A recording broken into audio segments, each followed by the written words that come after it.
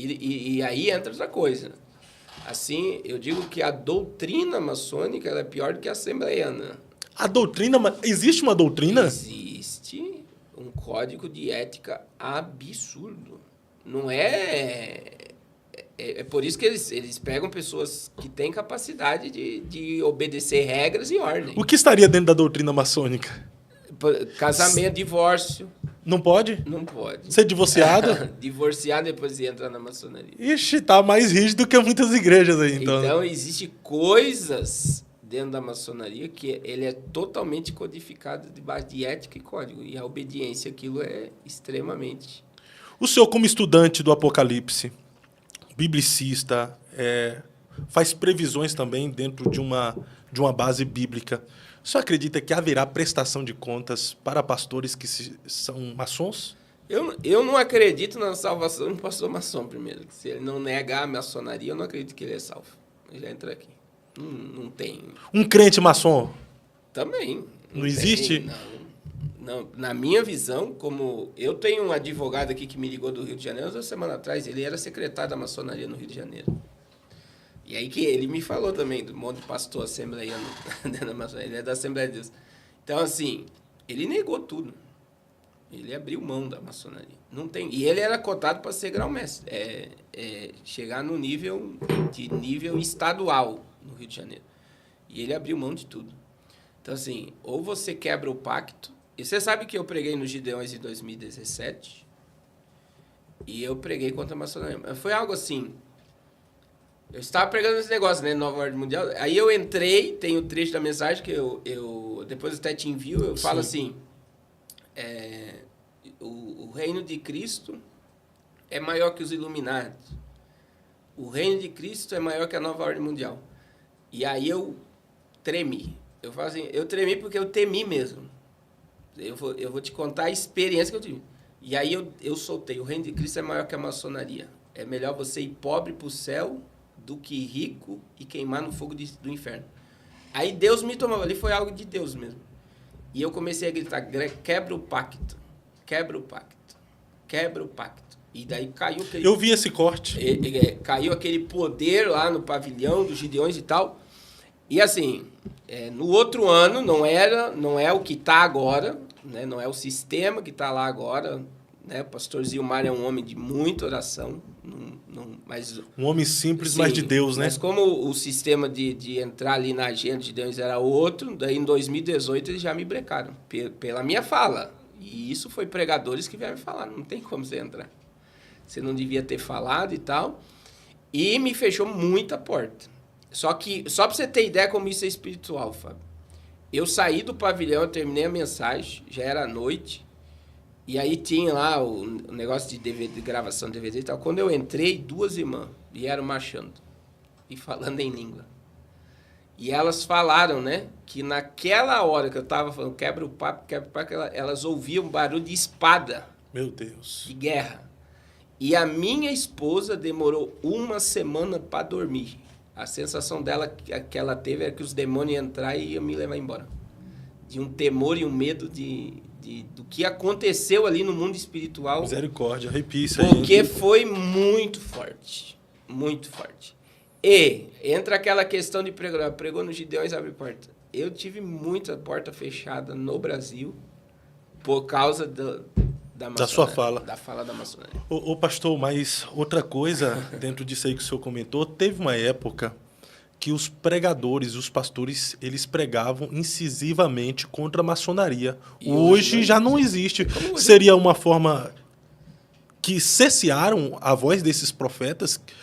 Ou nos conformamos com isso? Em saber que a maçonaria está dentro da igreja e não estamos mais nem aí? Ou... Imagine você ter um maçom hoje, né, numa igreja, e o dízimo dele vai ser o maior dízimo da igreja. Então, já... acaba aí. Infelizmente, a visão hoje é dinheiro, né?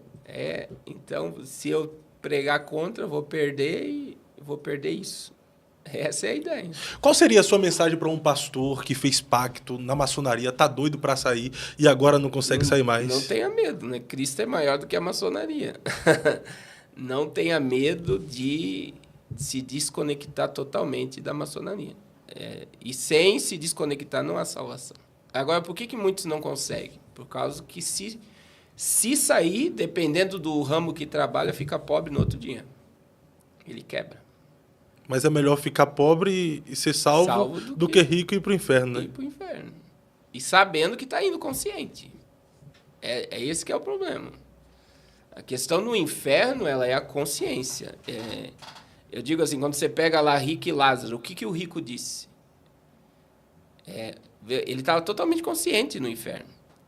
Só que... Ele queria uma gota de água para tocar na língua, né? Só que aí esse texto é Lucas 16, 24, Fábio. Na minha visão, é o mais forte do Rico e Lázaro. E não é simbólico, né? Não é uma parábola, né? Não é uma parábola. No texto original não existe parábola para Rico e Lázaro. Jesus estava falando de algo real, que era o mundo dos mortos. Olha para onde a gente está indo, depois nós voltamos para o Trump. Sim. Que era aqui, ó. Aqui nós temos o Hades, o abismo e o seio de Abraão. Aqui, esse seio de Abraão aqui, Efésios 4, 8. Ele subiu, mas ele desceu.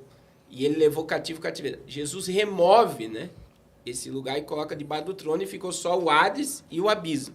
Só que 16, 24 lá de Lucas, o mundo ali era esse. Paraíso, Hades e abismo. Lázaro, ele ergueu os olhos e ele disse, Pai Abraão, tem misericórdia de mim. E mande que Lázaro molhe a ponta do seu dedo e venha me refrescar a língua. Esse texto, na minha visão, é a pergunta que você tem que fazer para o texto. Por que o rico não pediu para sair do inferno? Boa. Verdade. Porque ao invés de pedir, me tira daqui, pediu para o pobre do Lázaro molhar o dedo e tocar na língua dele. Porque quem está no inferno sabe por que está lá e sabe que nunca vai sair de lá. Consciência. Ele está lá sabendo das oportunidades que Deus deu. E ele não quis se arrepender. E sabe que agora não adianta arrependimento.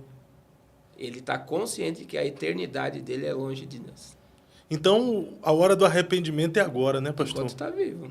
E aí entra, por que hoje não é a questão de pregar contra a Kryptonita, contra a maçonaria, que eu estou lendo o livro Kryptonita, que está ligado exatamente sobre isso. É do Pozella?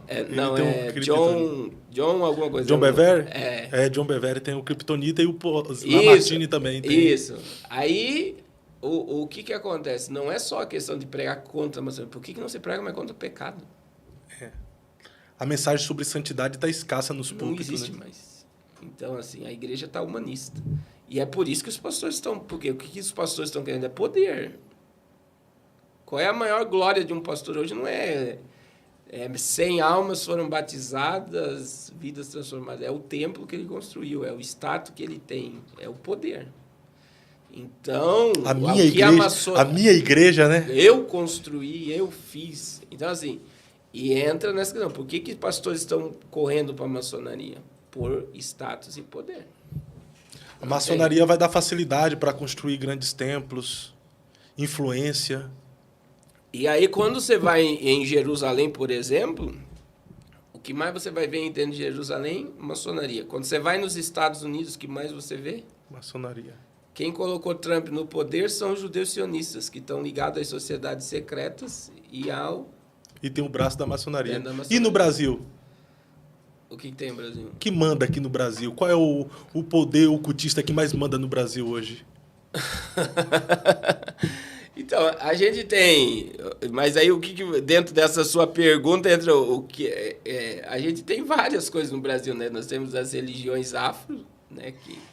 Que eu digo que demônios, né?